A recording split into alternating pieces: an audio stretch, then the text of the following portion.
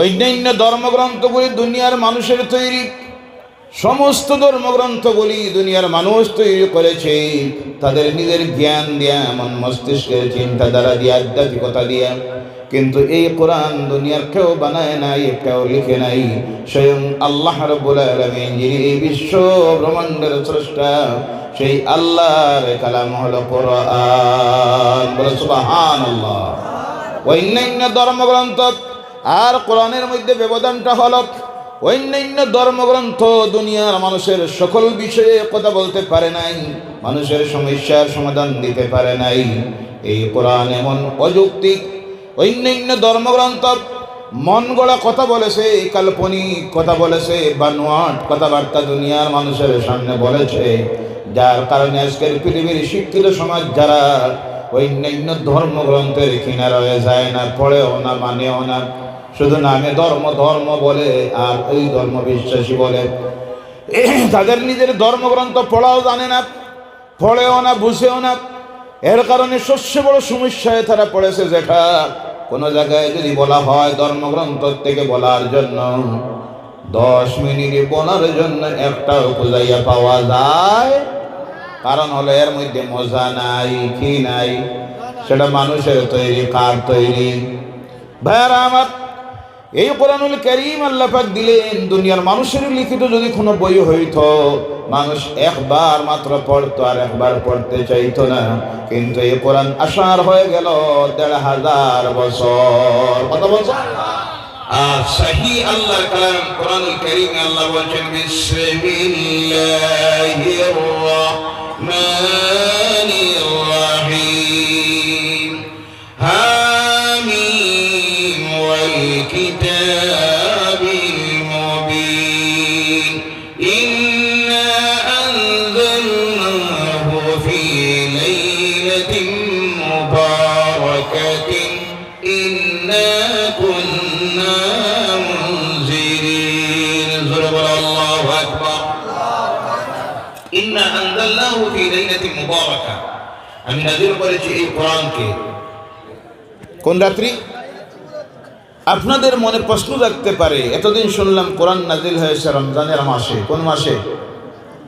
আল্লাহ বলছেন, শাহরু রমাদানাল্লাযী উনজিলা ফীহিল কুরআন, সম্মানিত রমজানের মাস, যেই মাসে নাযিল করা হয়েছে কোরআনুল কারীমকে। আবার কোরআনকে যদি প্রশ্ন করা হয়, ও কোরআন রমজানের মাসের দিনের বেলায় না রাত্রিতে তোমাকে নাযিল করা হয়েছে?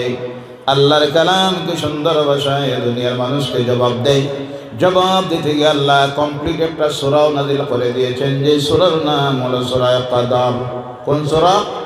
তাড়াতাড়ি কথা বলবেন, কোন সূরা? সূরা কদর। এর আরম্ভণীর মধ্যে আল্লাহ বলছেন, ইন্না আনজালনাহু ফি লাইলাতিল কদর। সুবহানাল্লাহ। আমি যখন তিলাওয়াত করব আল্লাহর কালাম থেকে, আপনারা সঙ্গে তিলাওয়াত করবেন, রাজি আছেন? প্রত্যেকে তিলাওয়াত করবেন। এইমাত্র তো আমি তিলাওয়াত করলাম আর আপনারা দেখলাম বোবার মতো আমার দিকে চাইতে আসেন। তার কারণ হলো কোরআন তিলাওয়াতের অভ্যাস নাই। অভ্যাস আছে গান শোনা। কোনটা? ফেসবুক চালানির, ইউটিউব, আরো যে কত যে কিছু আছে। রাত 12টা পর্যন্ত দেখবেন রাস্তার কিনারায় বই রয়েছে, আছে না নাই? জি, দোকানদার দোকান বন্ধ করে চলে গেছে। এরপরেও দেখবেন রাত 1টার সময় 3-4টা বই আছে। আর মাঝে রাখছে কোনটা? কোনটা করতেছে? কি? আল্লাহ নাফরমানি আর নাফরমানি। কোরআন পড়ি না, পড়া জানি না, যার কারণে তিলাওয়াত হয়, তিলাওয়াতে শরীক হই না। যার তিলাওয়াত জানা আছে, তিলাওয়াতের অভ্যাস আছে, তার সামনে তিলাওয়াত করা মাত্রই সে তিলাওয়াতে শরীক হয়ে যায়। কথা ঠিক কি না? দেখবেন যার গান জানা আছে, বাজারে রাস্তার কিনারায় অনেক বাজারে বাজারে ডাক্তার আইয়া বয়, গান গায়, আছে না নাই? জি, সব রোগের ঔষধ দেয়, ডাক্তার আছে না নাই? ভাইরা আমার, মানুষও যায়, কিন্তু আমি আফসোস হয় আধুনিক বিজ্ঞানের যুগ যখন মানুষ চন্দ্রে চলে গেছে, বিভিন্ন গ্রহে যাইতেছে, বিশ্ব চলতেছে স্যাটেলাইট, ইন্টারনেট, ফেসবুকের মাধ্যমে, রিমোটের মাধ্যমে, এই সময়ে কিছু মানুষ দেখা যায় এখনো আছে বিশেষ করে আমাদের সমাজে ওই রাস্তার পাশে বসে যারা ঘান খায় আর মেডিসিন দেয়, এদের পাশে গিয়েও বিল করে, আসে না নাই? যারা বেশিরভাগ দাঁড়ায় কারা? আমরা কারা? কিসের অভাব? জ্ঞানের অভাব। কিসের অভাবে? জ্ঞানের অভাবের কারণে। ও আমার ভাইরা, তো আল্লাহ রাব্বুল আলামিন তার কালাম কোরআনুল কারীম নাযিল করেছেন। আমি যখন তিলাওয়াত করব আমার সঙ্গে তিলাওয়াত করবেন, কারণ এই কিতাব সেই কিতাব, তার একটা অক্ষর পড়লে 10টা নেকি। বলে সুবহানাল্লাহ।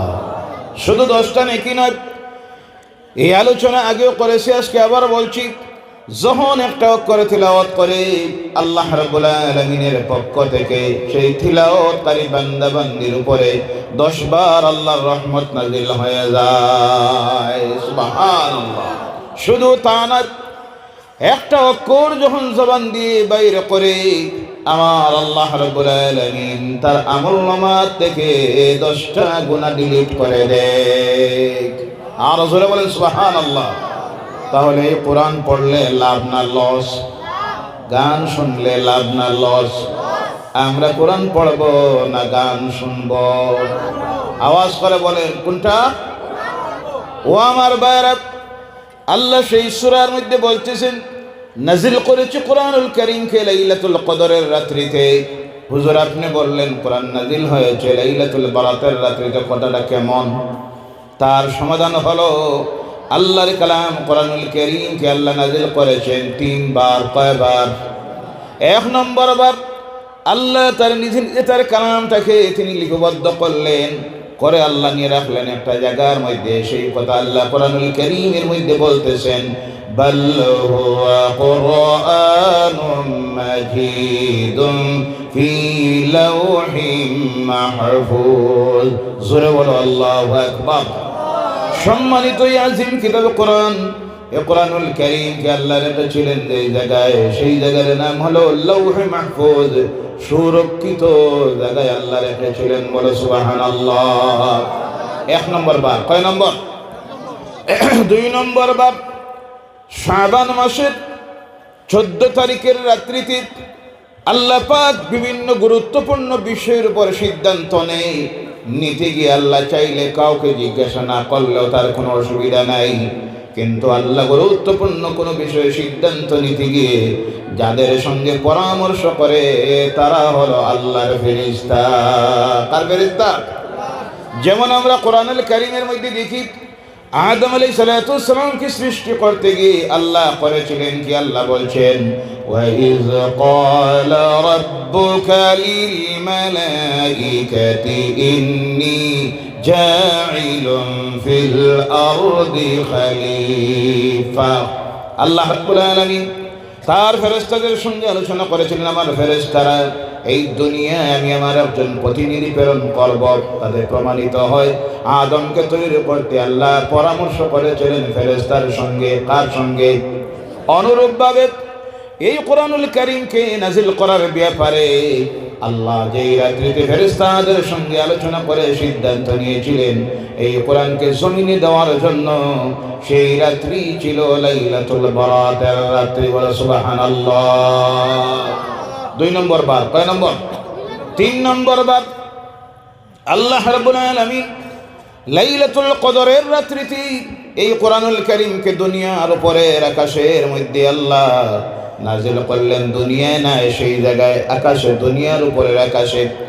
পরবর্তীতে প্রয়োজন বুঝে যখন দরকার হতো, সময় সাপেক্ষে প্রয়োজন বুঝে আল্লাহ 1 আয়াত 2 আয়াত, কোন সময় 1 সূরা, কোন সময় 1 রুকু, এইভাবে প্রেক্ষাপট বুঝে বুঝে আল্লাহ 23 বছরে গোটা কোরআনটাকে জমিনে নাজিল করলেন। বলে সুবহানাল্লাহ। কয়বার নাজিল হয়েছে? 3 বার। তাড়াতাড়ি বলেন কয়বার? সেই কোরআনুল কারীম আপনাদের আমাদের সামনে দুনিয়ার সবচেয়ে আজিম কিতাব, যার মতো কোনো কিতাব কোনো কালে ছিল না। এটা দুনিয়ার সাধারণত অন্যান্য ধর্মগ্রন্থের মতো ধর্মগ্রন্থ নয়। কারণ হল অন্যান্য ধর্মগ্রন্থগুলি দুনিয়ার মানুষের তৈরি, সমস্ত ধর্মগ্রন্থগুলি দুনিয়ার মানুষ তৈরি করেছে তাদের নিজের জ্ঞান দিয়া, মন মস্তিষ্কের চিন্তাধারা দিয়া, আধ্যাত্মিকতা দিয়া। কিন্তু এই কোরআন দুনিয়ার কেউ বানায় নাই, কেউ লিখে নাই। স্বয়ং আল্লাহ রাব্বুল আলামিন, যিনি এই বিশ্ব ব্রহ্মাণ্ডের স্রষ্টা, সেই আল্লাহর কালাম হলো কোরআন। বলে সুবহানাল্লাহ। অন্যান্য ধর্মগ্রন্থ আর কোরআনের মধ্যে ব্যবধানটা হলো, অন্যান্য ধর্মগ্রন্থ দুনিয়ার মানুষের সকল বিষয়ে কথা বলতে পারে নাই, মানুষের সমস্যার সমাধান দিতে পারে নাই। এই কোরআন এমন অযৌক্তিক। অন্যান্য ধর্মগ্রন্থ মন গড়া কথা বলেছে, কাল্পনিক কথা বলেছে, বানোয়াট কথাবার্তা দুনিয়ার মানুষের সামনে বলেছে, যার কারণে আজকের পৃথিবীর শিক্ষিত সমাজ যারা অন্যান্য ধর্মগ্রন্থের কিনারা হয়ে যায় না, পড়েও না, মানেও না, শুধু নামে ধর্ম ধর্ম বলে আর ওই ধর্ম বিশ্বাসী বলে। তাদের নিজের ধর্মগ্রন্থ পড়াও জানে না, পড়েও না, বুঝেও না। এর কারণে সবচেয়ে বড় সমস্যায় তারা পড়েছে। যেটা কোনো জায়গায় যদি বলা হয় ধর্মগ্রন্থ থেকে বলার জন্য, 10 মিনিটে বলার জন্য একটাও খুঁজাইয়া পাওয়া যায়। কারণ হলো এর মধ্যে মজা নাই, কি নাই। সেটা মানুষের তৈরি, কার তৈরি? ভাইয়ারা আমার, এই কোরআনুল কারীম আল্লাহ পাক দিলেন দুনিয়ার মানুষের লিখিত। যদি কোনো বই হইতো, মানুষ একবার মাত্র পড়তো আর একবার পড়তে চাইতো না। কিন্তু এই কোরআন আসার হয়ে গেল 1500 বছর। কত বছর? দিনের বেলাও পড়ে, রাত্রিতে পড়ে, সকালবেলায় পড়ে, দুপুরে পড়ে। এমন এক কিতাব আল্লাহ দিয়েছেন, দিবারাত্রি 24টি ঘন্টার মধ্যে 1 সেকেন্ড আল্লাহর কালাম কোরআনের তিলাওয়াত বন্ধ হয় না।